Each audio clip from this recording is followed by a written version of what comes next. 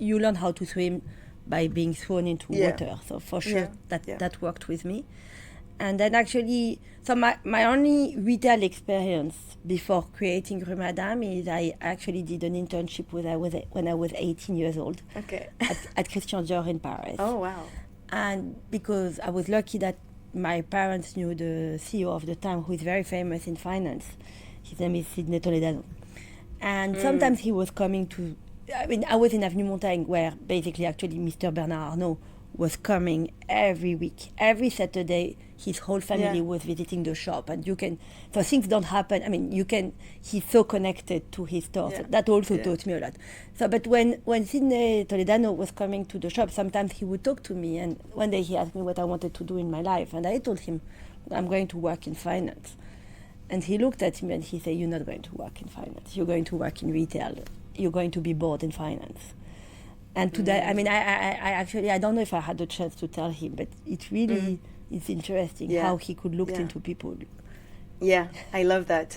It's fascinating. Yeah.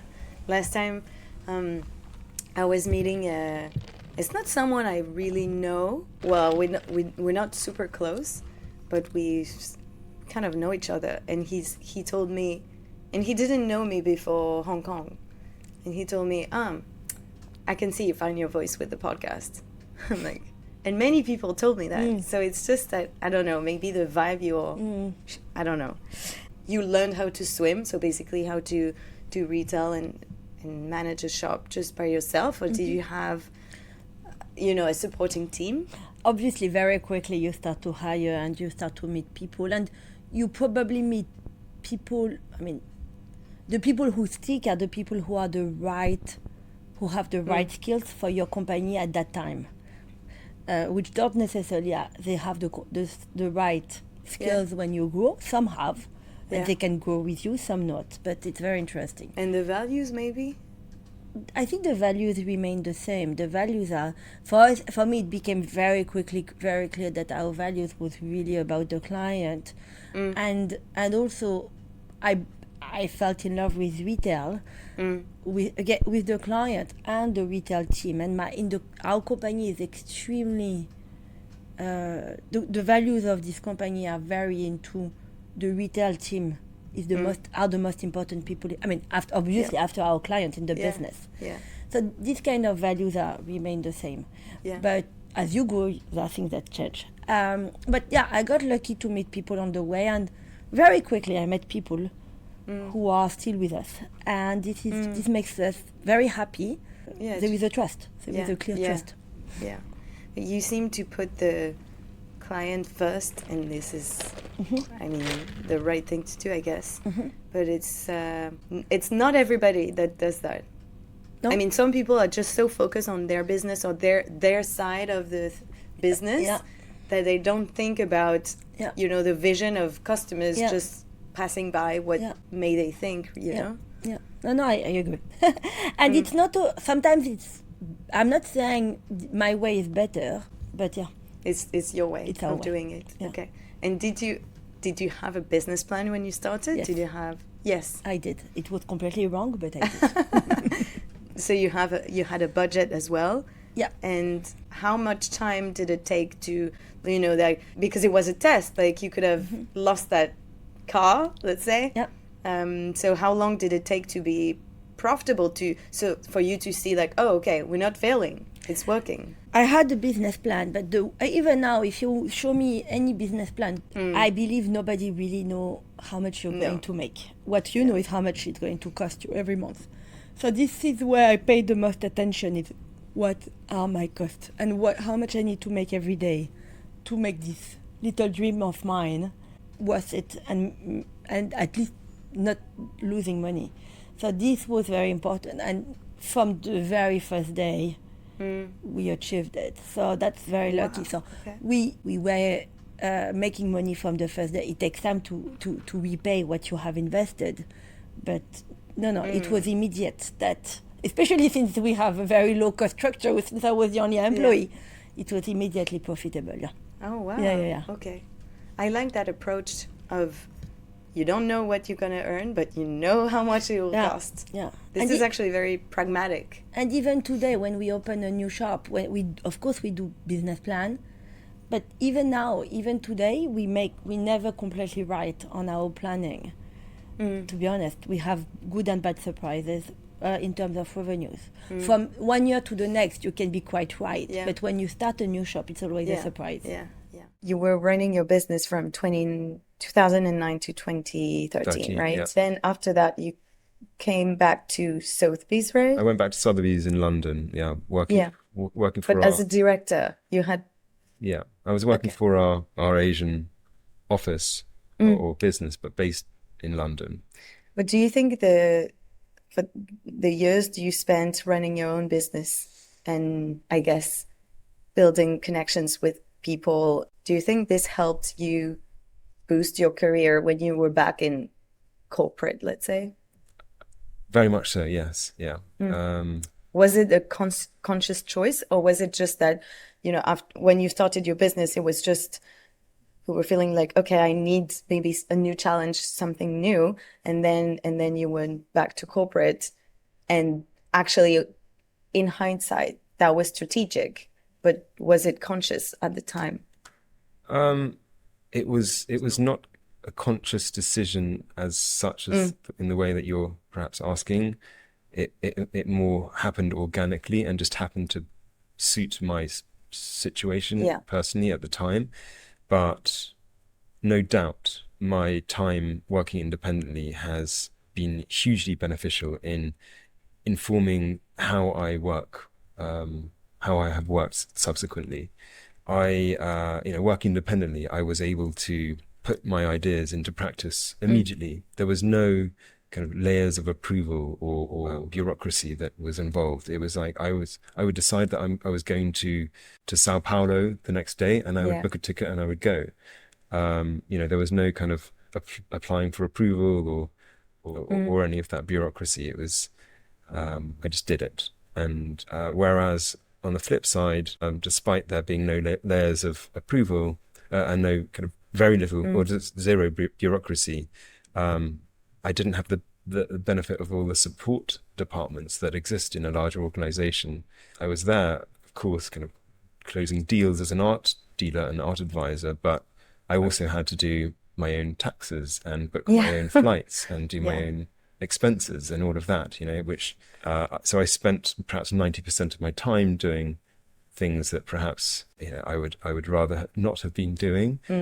Being independent meant that I could choose how and when to work, and if I wanted to take a week off again, I could decide that day to just take the next week off. Yeah, but also you kind of never take holidays when you're That's very true, a business owner, you never switch off, even if you're on holiday. In fact, the first time when I was independent, when I closed my first deal, I was on holiday in Italy, but it was a real eye-opener to me because, as you say, you can never switch off, but the way I closed that deal was through, I think, instead of WhatsApp back then, we were using BlackBerry Messenger. And so I was on the beach and I was reading a book. My feet were in the water, and I get a ping on my BlackBerry, confirming the deal. And in that one deal, I made personally as much as I used to make in my earlier job in 6 months.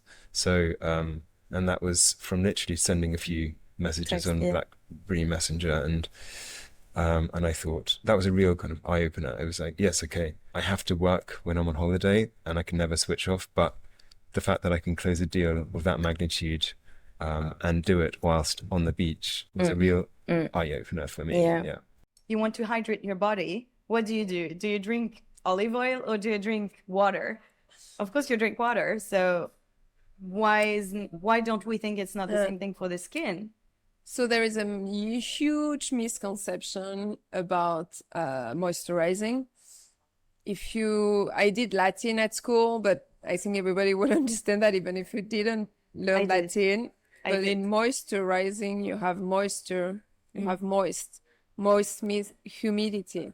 Again, when you say hydration, you have hydra, water. This is Greek.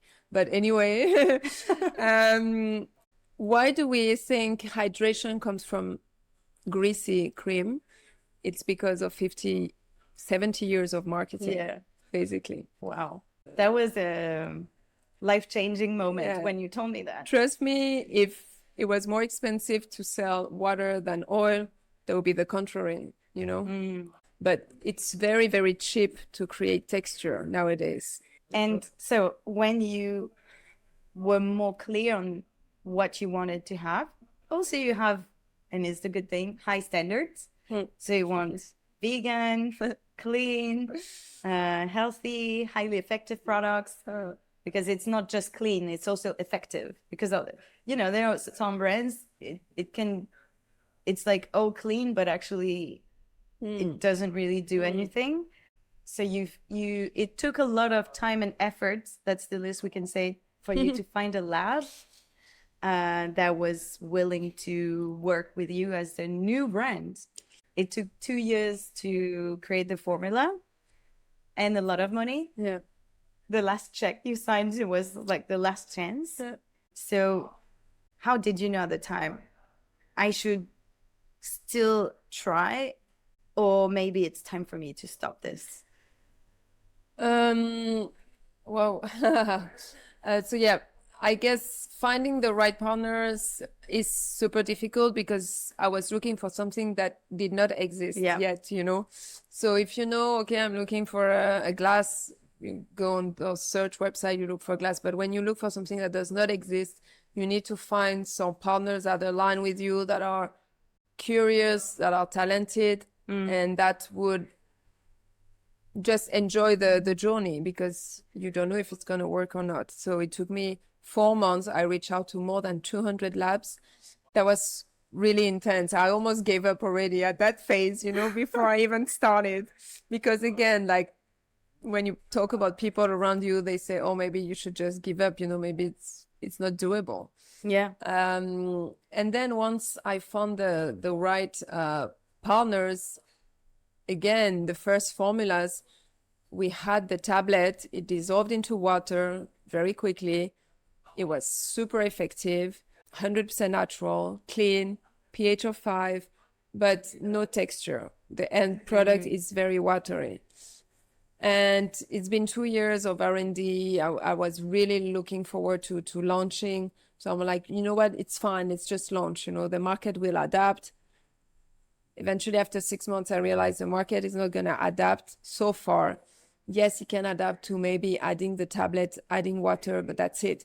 Then you need to give the market texture, because that's all the market knows, you know? And I'm like, but look, it's clinically proven, the hydration is there. Like, no, you know, it's too far. You're asking too much. You're asking the customer behavior to change too much from A to C. You know, it's too much. So back to the lab, and they told me, Laurie, we tried everything. We can't, you know, it's like impossible what you're asking. And that's when I told them, actually, I reached out to more than 200 people before I found you. They were like, okay, we don't know. So I was like, I'm not going to take no for an answer. We're going to find a way to add texture, still without industrial stirring, still being 100% natural, still no adding water, you know, hot water. I didn't want customer to have to add boiling water. It was too complicated. So I keep on going. And again, some days I was like, should I just give up? But somehow I felt like I hadn't explored all the possibilities. And I felt like, oh, that would be so frustrating. What if, you know? I kept on pushing this amazing doctor in pharmacy and his partner, who is a biochemist. And eventually one day they said, ta-da, found it, you know? I don't know, at some point. That's a real, I would say, masterclass of entrepreneur's journey, right?